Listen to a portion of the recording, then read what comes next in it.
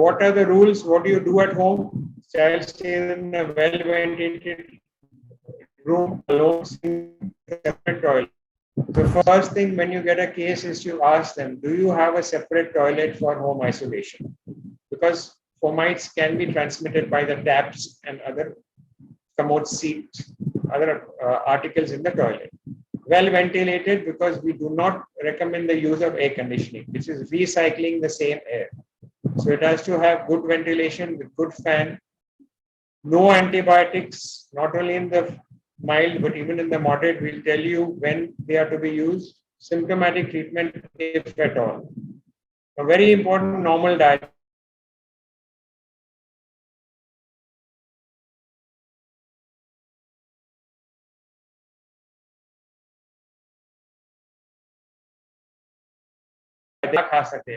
You can eat a cup of kanji, you're going to be very unhappy. So you say yes to everything, including pizza, burger, cold drinks, whatever. Not at cold, but room temperature.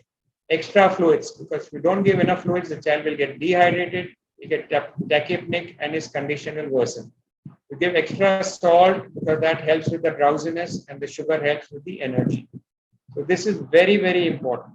You insist that the parents give a fully normal diet and keep a record of the fluids. It has to be 100 to 150 ml per hour. Then again, the severity of the disease is much more in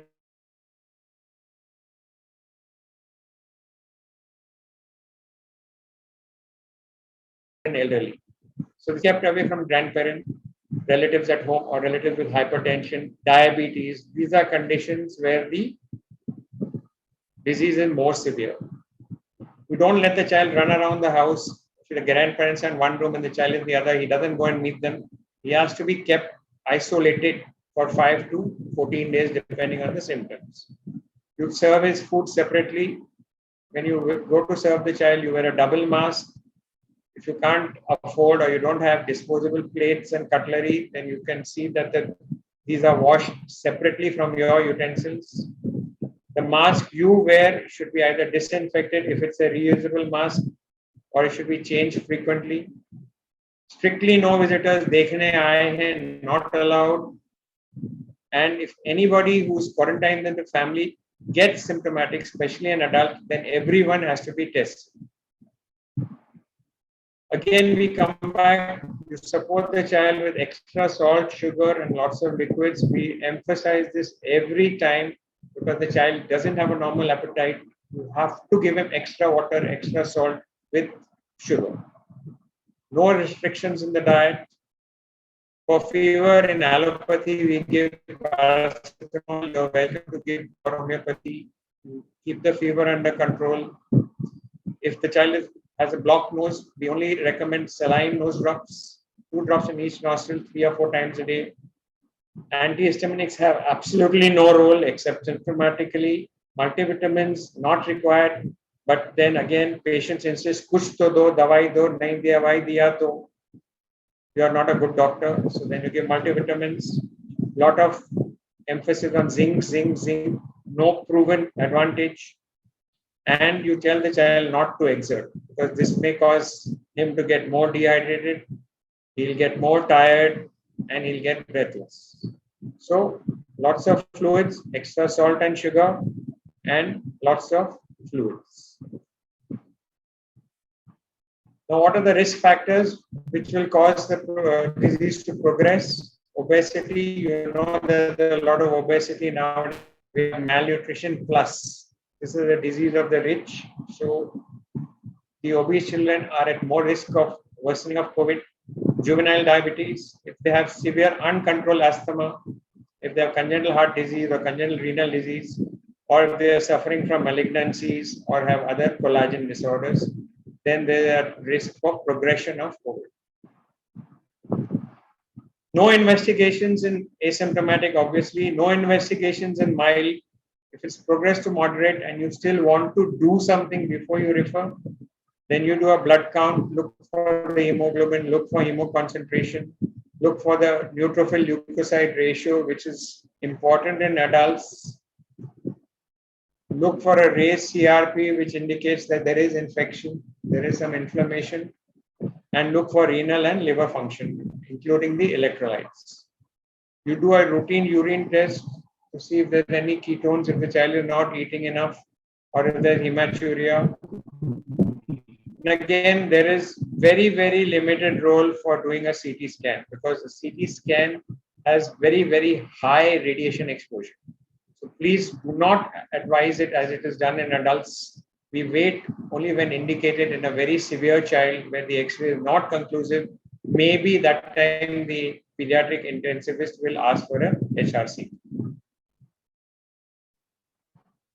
Now, this is the MISC and the multi-system inflammatory syndromes children seen in very severe cases.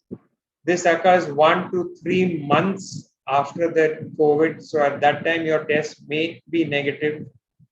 You may not get any evidence of the illness of COVID itself. Your RT-PCR may be negative because it's an immune response which occurs after the disease. It is characterized by multi-system involvement. So there will be fever, there will be myalgia, there will be conjunctivitis. There may be a rash, there will be cervical lymphadenitis, stomatitis. So this used to be mistaken for Kawasaki disease. There may be signs of meningitis without meningitis, so that is meningismus. There will be severe lethargy. The heart is known to be involved, so you get myocarditis. You have blood pressure disorders. You have rarely later you may find a coronary aneurysm.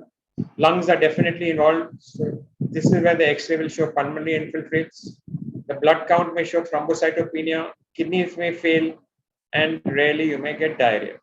Not something you and I are going to see, but just so that you know what is MISC in children. Similarly, you have multi-system inflammatory syndrome in the newborn. This is also extremely rare, but is seen in the first 2 weeks occasionally. Variable, non-specific presentation, poor feeding, poor feeding, poor feeding. It is the most important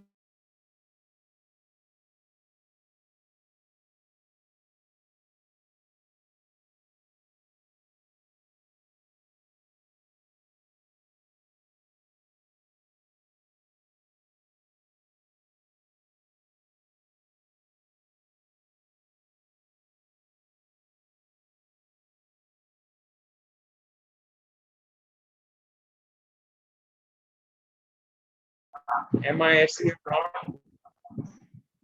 Don't do suctioning because COVID spreads by air, and you do suctioning or nebulization, you will spread the disease. And when to discharge, of course, is the hospital decision. Again, feeding well. So feeding is very important in the child. And after this, you do not give routine vaccination. What happens if you have a COVID suspect mother in one of your patients or one of your relatives? How will you manage that newborn?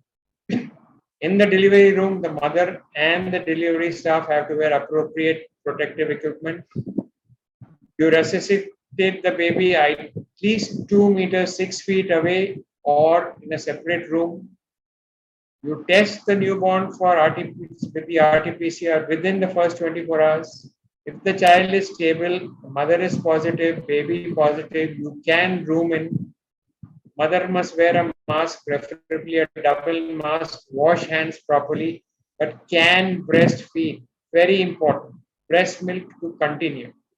The child gets symptomatic, means it's more than mild, then of course you transfer him to the sick newborn care unit. If he is asymptomatic, then you discharge when the mother is discharged, but you have to give a very close follow-up for 2 weeks.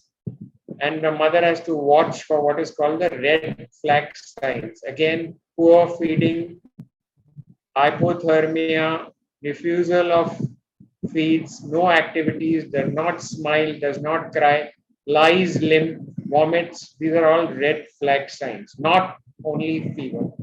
Okay, the child is cold and limp. It's a very severe sign of disease. Now, what we are watching is psychological conditions.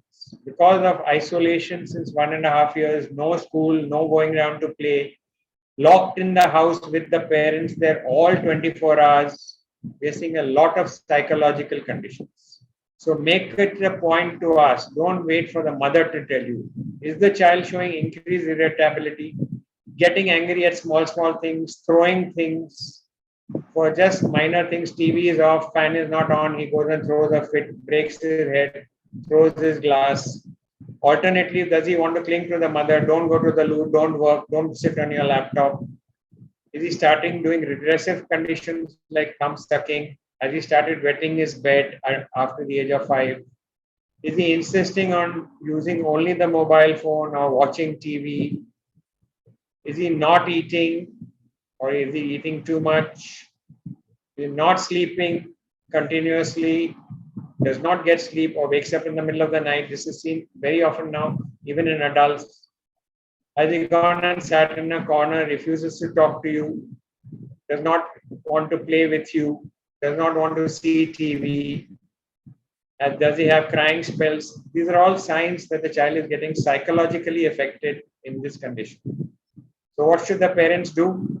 Spend time with the parent, with the child. Work from parents are working 8 hours on laptop. Child is told, do not come into the room, do not disturb, do not make noise, go and play in the other room. Small house, no other room. So parents must make time to interact. Listen to the child. Don't say, yeah, go away. Theek hai. Okay, go and play, go and watch TV, go and eat. Listen to the child, display affection, hug the child. You are not affected with COVID, child is not affected with COVID. This is just because of lock-in COVID. Make father, mother all find time. Father is working, has no time, mother has to look after the house. Not correct. Father has to spend time. Mother is working, father is looking after the house. Not correct. Mother must spend time. Involve the child in daily chores. Okay, come help me wrap the clothes. Help me wash the dishes. Help me put away things. Old child, help me in the kitchen. And appreciate, yes, you're doing good work. And do not go on saying, oh, go study, go study, go study. All right? You're going to make the child worse. What should the doctor do? Be available online if you want, offline if you're working. Ask for these symptoms. Don't wait for them to come to you. Give positive messages. Tell the parents that please hug your child. Please spend time with your child. Please listen to your child. Very important. And if you think you cannot handle, or if this child is going to cause severe weight loss, severe weight gain, going on eating junk, going on crying, or is threatening to harm himself, please refer. Refer to the appropriate professional. Do not wait. Because children do not give you time. Okay, they are impulsive. They're not going to wait for you. So be proactive and look for all this and offer help to the best of your ability. Now, the aim of COVID, of course, is prevention. Vaccination is there, yes, but it only reduces the severity of the disease. COVID spreads only by close contact. You're sitting there, I'm sitting here. I cannot give you COVID. It spreads by droplets, which are produced by coughing, sneezing, laughing, talking loudly. I'm producing droplets. They don't reach you if you are more than 10 feet away. It used to be 1 meter or 3 feet. Then it was 2 gaz ki duri. Now they're talking about 10 feet. And again, this is questionable that infected surfaces, parcels come in the house. Should you disinfect all your Amazon parcels, your pizza parcels? Should you disinfect all your vegetables? Should you wash the taps all the time? Should you become obsessive with spraying everything? So again, this is very controversial. So keep your distance. If the child above 5 years is able to wear a mask, under 2, under 5, especially above 2, it was told they're not comfortable, they cannot breathe. So don't insist on mask below the age of 5. Wash your hands frequently. Wash your nose frequently. Jal niti, yoga, whatever you call it, nose has to be kept clean because the virus enters from the nose. Steam inhalation, controversial, but it helps to clean